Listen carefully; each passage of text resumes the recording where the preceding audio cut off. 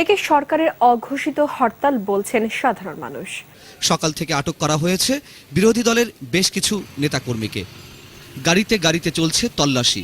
বিশেষ করে ঢাকা প্রবেশের প্রতিটি মুখে এই তল্লাশি চলছে ব্যাপকভাবে। আর এতে সীমাহীন হয়রানির শিকার হচ্ছে বলে জানালেন ক্ষুব্ধ সাধারণ মানুষ। আমার জন্মের পরে প্রথম দেখতেছি আর কি, জন্মের পরে দেখতেছি সরকার একটা করতেছে, যে হরতাল রাখছে। বিগত বছরগুলো দেখে আসছি যে বিরোধী দলগুলো হরতাল ডাকে, আজকে এসে আমরা দেখতে পাচ্ছি কি হরতালটা আসলে ইন্ডিয়াগুলো হরতালটা সরকার পালন করতেছে। সরকারের কি ফল্ট আছে তারা এত ভয় পাচ্ছে কেন? ভোগান্তির শিকার সাধারণ মানুষেরা তাই ক্ষুব্ধ রাজনৈতিক দলগুলোর উপর। এটা তো অবশ্যই হরতাল, অঘোষিত হরতাল।